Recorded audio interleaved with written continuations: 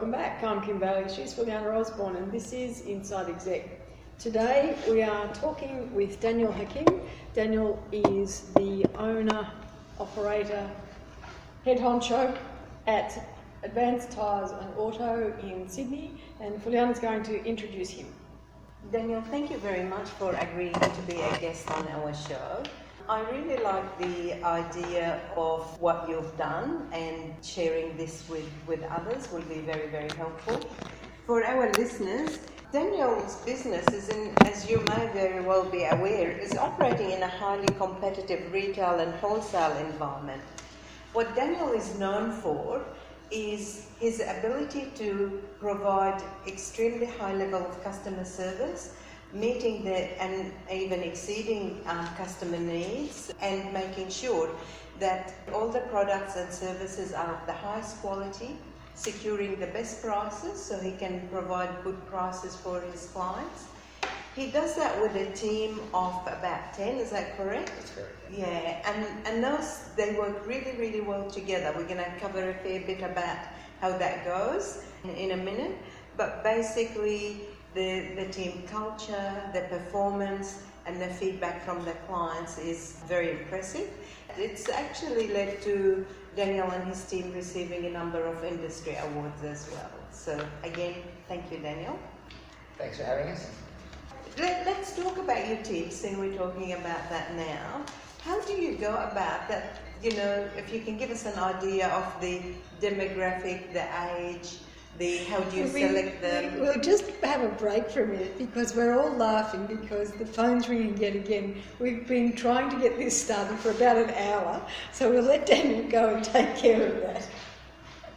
And that gives you an indication of actually how busy the business is. We came at the end of the working, or what we all thought was the end of the working day, and it just seems to have lingered on. And that meant, before we go on to the team stuff, I think that's an interesting concept for us to actually talk about, is that how do you draw the line? How do you say this is the end of the day and stop? Is that a question for me? Yeah. Let's hear what the answer is. Look, I mean, I suppose, what the family would say and what I would say are probably different there, but there really is no end to the day. There is no beginning, it just, you finish when the work is finished. You start whenever you think you need to get a start up. We need to come in early, we come in early. It's just how it's done. How do you maintain then your passion for what you're doing? Because that must be trying. If we put the family aside and just look at you and the business and the responsibilities that you carry, how do you maintain a level of interest in the business continuously? That's a good question. I never really thought about it in that sense. I think you have to be driven to go in, but I think you keep raising the bar as how high you want your business to be, or what it is that you're trying to achieve. I think you set a set of goals, and then if you reach them, then you find you've moved them without realising you've moved them. So you're pushing, you're doing all day at the shop, and then it's hard to explain over a conversation like this unless you're there, but it's, it can be like a war zone during the day here, but it becomes out of necessity. I think, Peter Brock said it best, you bite off more than you can chew, and then chew like hell, So. That's good. But you obviously like the environment in which you work, not just the hassle of it, but the vehicles themselves, making sure that everything is done right. And I'm looking around as I'm talking, and there's pictures everywhere of you, Daniel, participating in industry days and stuff like that. So you obviously got that passion as well as the business passion. I think with any industry, if the people that go into it have to be passionate about whatever that is. So, for us, we're car people, so anything to do with the cars, we're passionate there. So all that stuff that we do around work and that is all byproduct of having a busy shop. You get into this event day or something like that, is all because we're already there. It's not something, you don't go in it to do those things. They just sort of fall into your lap along the way. So, and you just sort of get swept up with them. It wouldn't matter what it was to do with cars. We would be interested. It doesn't have to be our particular like of it. We'd still go. We'd still want to participate, we still want to see what it's all about. You know, that's not just myself, but most of the guys that are here with us. And do you do that because of the technology of the cars, or not technology in terms of computers, but the advances in the cars, the changes in the cars, the changes to the way they race or they look, or is it just something that is about, I just want to be around cars? I think it's the latter. I think it's definitely, like we could say yes, we tell our wives we're going there because we want to learn, but we don't. We just want to hang out with cars and other car people.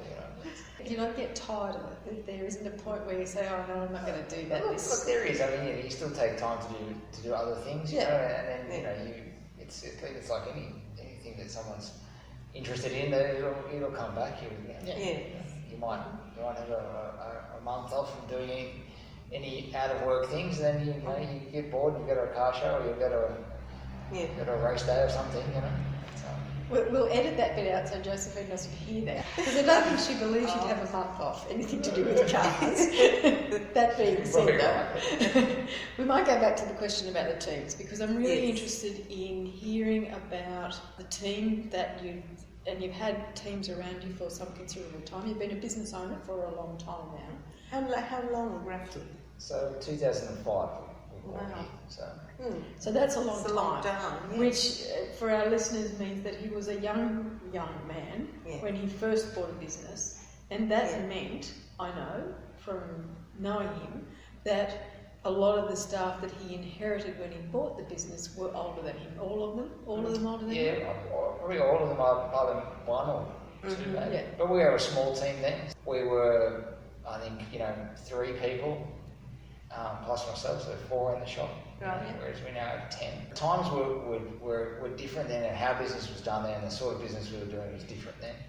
I guess it goes back to necessity. The necessity that we there was no choice whether or not you were going to turn up to work, or whether you were going to have to push hard. You had to, you had your whole life on the line. So there was no, there was never any doubt that you were going to have to.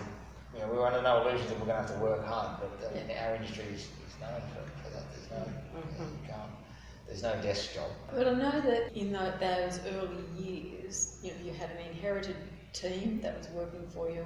They were a team who had experienced you in a different role previous to you owning the business, and so there was adjustments that had to be made across the board. That was true. I mean, and we went from 2 of the guys that I inherited were people I'd worked with for years. And we were friends, so we were workmates, and then we had to go from separating from being someone's friend to being their boss, but still being their friend. And it has its challenges.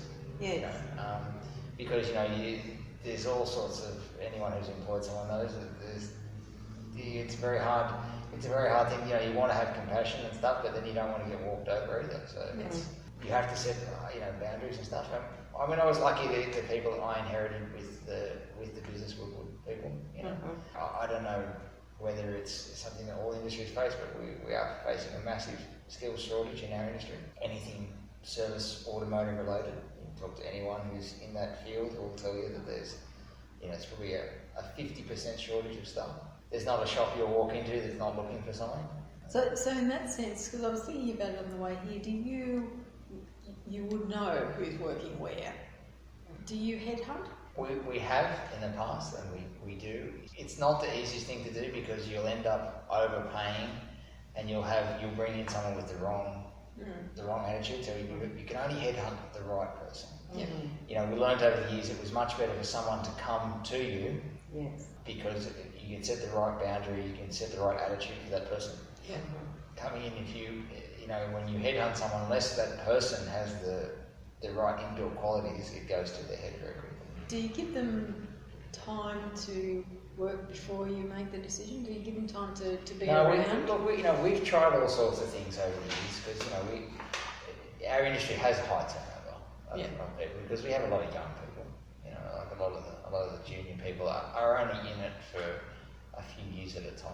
They'll try, especially tyre related stuff. So you've got tyre fitters and delivery drivers and stuff like that. They don't often. It's not often a permanent career. Because it's a dirty job and it's hot. It's and a hot Hard job. work. It's hard on your body. Yeah. It's long hours, and compared to other things, it's low paid. Even though you'll find most city shops, the major, Melbourne, Sydney, all the big areas, will be paying a lot more, especially in the busier metro parts. Will be paying a lot more for their guys than some of the regional areas, because you have to, because their cost of living is high. Yes. And to get them to wherever you are is costing them time and money too. So you have to pay more to get people. But we've tried all sorts of things over the years. So we tried stuff where there was pre-made interview type settings. So you have preset questions and you can adjust them and all sorts of things. You could also find someone who was working nearby who you had interacted with, who was then come to you, or you go to them. You could see someone working in another shop and think, well, this guy's okay, he'll be fine here, and not, or vice versa. And we get rid of all that and we just put them on and see what happens. It's one of those things where you don't know how they'll gel with the rest of your team, your particular shop, the pressures that are here that it might be different to other shops, and you just put them in and see how they go. And it's no hard feelings sort of thing. We're open with them and say, look, we just don't know. You come and try, and we'll try and find a spot that fits you. And I see my role and the role of our store manager here, who's been with me a long time. It's more like the coach of a football team. You've got to find someone's strengths and weaknesses and put them in the right position in your business. You know what I mean? So you find this guy's good at something, you give him those jobs. If he's bad at this, don't give him them. So you just find a way to make them fit. And there'll be something you don't like about the way everyone works, and you just have to work around that and just find the spot, if you have it, that fits them and their personality and the way they are. There's no recipe or design for that. It's just a trial and error thing. You just try something, and it doesn't work, you try something else until it fits. Until that person's got to be happy too. What I'm hearing is that you actually tailor it to the person. Using that approach by being the coach, the captain, to help them. So to me, they come in with some sort of skills, they go with a lot more when they leave. But it's different. Because we have a lot of different positions in our business. We have a repair workshop, so we're repairing cars, we're servicing cars. We have we're fitting tyres, so we're retail fitting cars. We're also wholesaling tyres. So there's a lot of different aspects to a business. So someone who comes in as a mechanic, they'll have done an apprenticeship, so they've got a minimum of 4 years experience. They might have worked in a few places, and they'll find that the more someone moves around as a mechanic, they might do 2 years at one place, 2 years something else. They pick up different skills at each shop.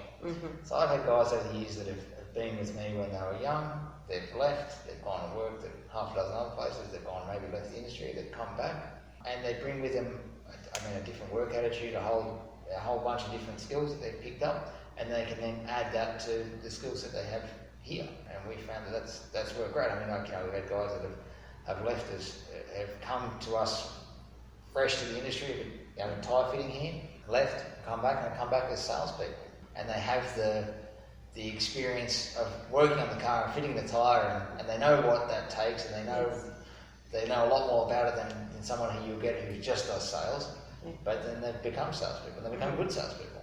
You get to know the whole business, and understand what the clients need from start to finish. So in that sense, when you're looking at the turnover, because you talked about the turnover being high in the industry, that doesn't worry you?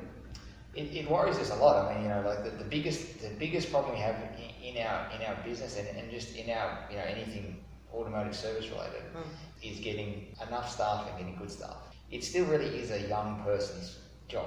The problem with jobs like especially if you're a tyre fitter or a stock picker or those jobs that we have, where they're not the job that the 5-year-old version of that person thought they were going to be doing when they grew up. So it wasn't their dream job. It's something that they've fallen into due to their circumstances.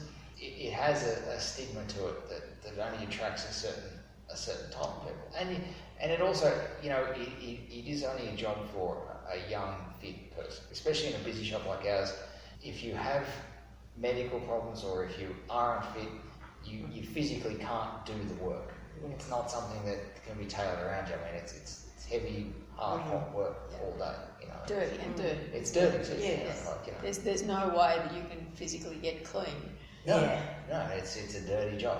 It's there's lots of other dirty jobs, but it's one of them. And it's, there's a lot of appeal to a lot of young guys that do work. I mean, a lot of them are car guys, so they're just happy to be, and they like working with other guys in a more relaxed environment, whereas they might not do so well in an office or something.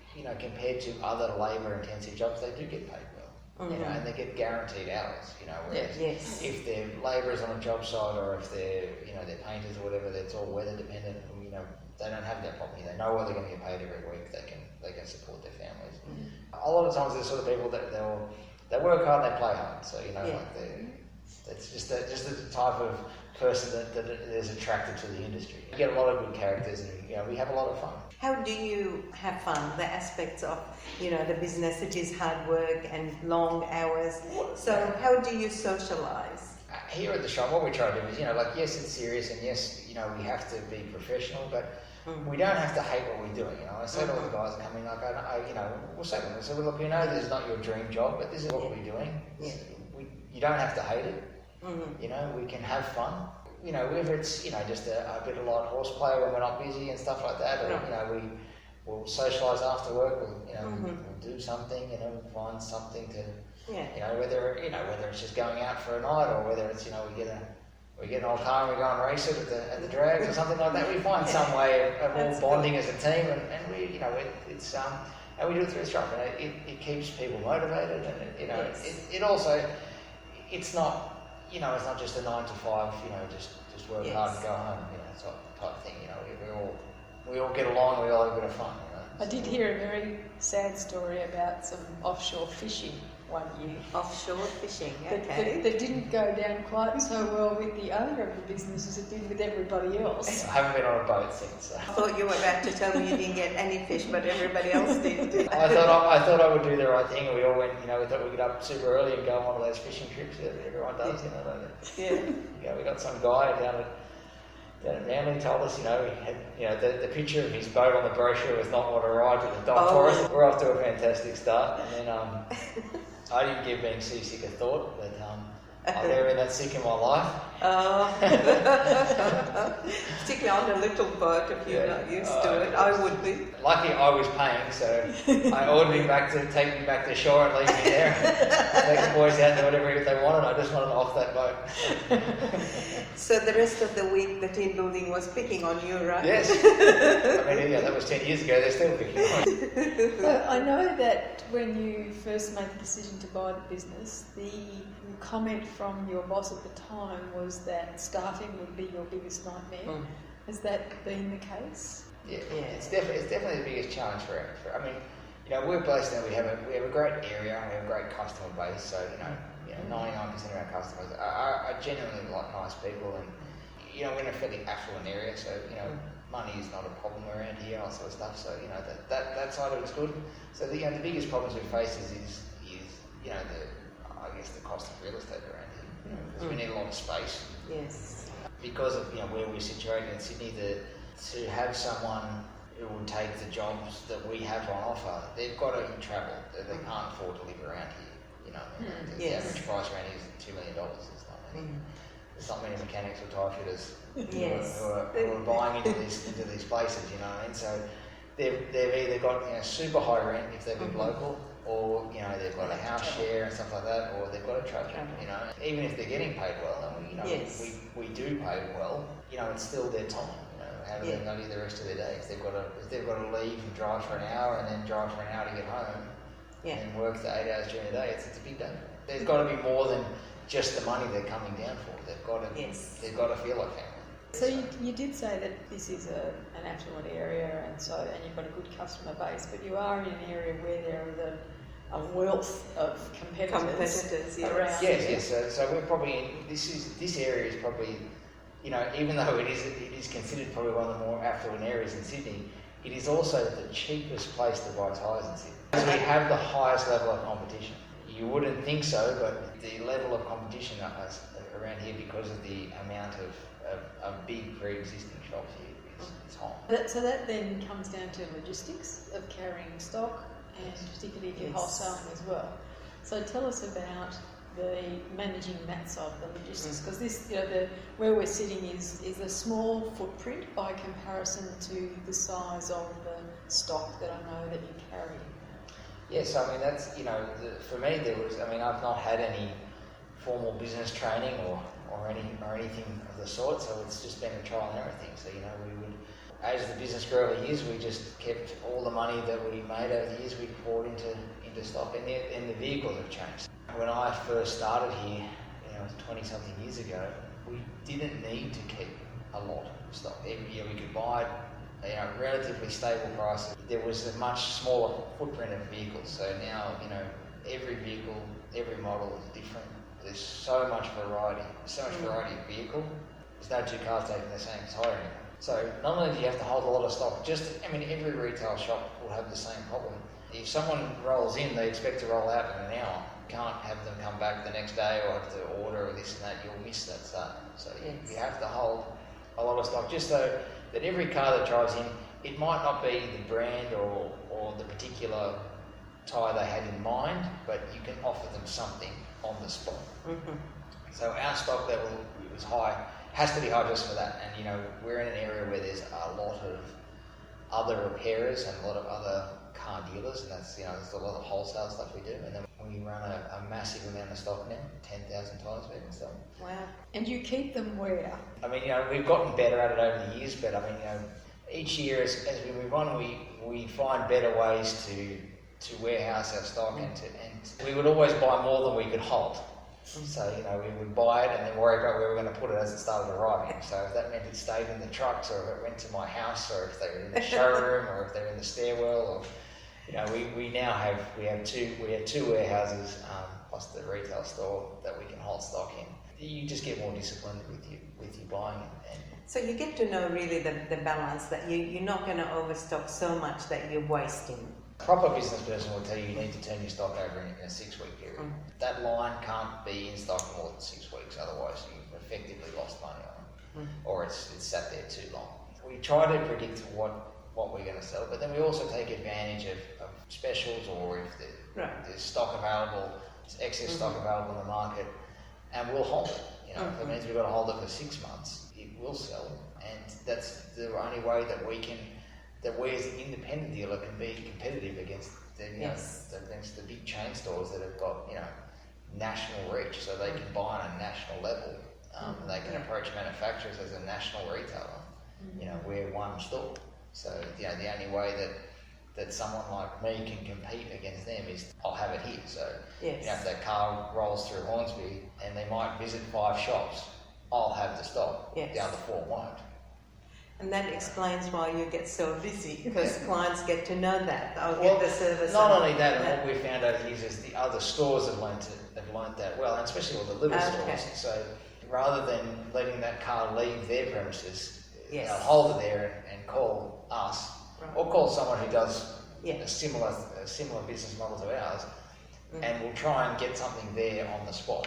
And we offer that service. So we deliver tyres like people deliver pizzas, so we'll have just youths rolling through all day, we're just taking orders all day, and we just get them out there as quick as we can to all the other shops. So, whether that be the little petrol station where they've turned up and they just want something on the spot, or if it's a massive car dealer, Again, it comes back to the logistics of running this business across so many areas of responsibility and people, and managing the people and getting them in and out, and added to that is the Sydney traffic. To give you an example, I suppose it doesn't work on your recording here, but if you look outside, there's a truck loaded there now, so when we finish up here, we'll wait another hour and then go and do that run into the city, because if I send someone at midday, they'd be gone 5.5, 6 hours. We can be there and back in an hour and a half. Moving forward, any city-based business is going to have to, and they already are. We're all working out of hours. Because you have to. We cannot send a truck into the city and have it come back in 6 hours, which should take an hour and a half. No. It's unaffordable. Yeah. Well, that's a good example of what you said earlier. Your end of day, when we talked about that, there is no end of day. No, so like if we were quiet and we had someone we could spare for the day, we could send that run in and take that loss during the day and hope we didn't need that person. But as it turned out today, we're busy all day and we have arrangements with our customers, and they, we've set up all sorts of things where we have drop-off points and stuff, so we can, they'll have a locked room that we have a key to. Yeah. All these other businesses, or we can go and deliver their out of hours for them. Yeah. A lot of places, it suits them. We have a lot of trucking companies that we sell to who work at night. So they're doing the same thing. They've got their trucks running all day, and then they have a workshop open all night. So they work on their own trucks. We'll deliver the tyres at night. That's when they want us there. They don't want us there during the day. There's no one to take the delivery. So we're finding ourselves working almost on a 24-hour basis. The same as what because that's what the customer wants. So, yes. So just take a little different tack and look at the promotion of the business and a little bit about online stuff as well. So first of all, we might do the online stuff first of all. So do you have an online presence? So we basically don't have any at all. I mean, we have a very small website, which I think was someone twisted my arm and I got like an $800 cheapie, I can vouch for that because I tried to look it up. All of our business over the years has either been through networking or through word of mouth. So, we find that when we have done things like Google AdWords and stuff like that, where, we might have had a tire manufacturer run a special and include us on it, we find it just melts the phone. It doesn't necessarily put cars on the driveway. Okay. The referred work is so much better than the trying to win it over the phone, because you're in a price war. To get the person here, you're basically paying them to come. You paid for the ad, you've discounted. And the basis of your business is not price; it's a service. Yeah. So we still can, because of our volume that we put through here, we can be competitive on price on anything. If you've had to give it away over the phone, that person can just keep ringing all around all day, and we'll end up getting it for nothing if they've got the time to put into that, And depending on what work we have at the time as to whether we take that. If you've got to pay someone all day to answer those calls, if they're getting half of those jobs, it becomes unproductive. Yes. And then you still got to do the actual work. So it's not like you're just handing them over something and off they go. There's a lot of labour involved in actually doing that job, and that cost is high. We're going to take a break now in our discussion with Daniel about how to make your passion into a business. For the moment, I'm Kim Bailey, she's Fulyana Osborne. We're talking with Daniel Hakim, and this is Inside Exec.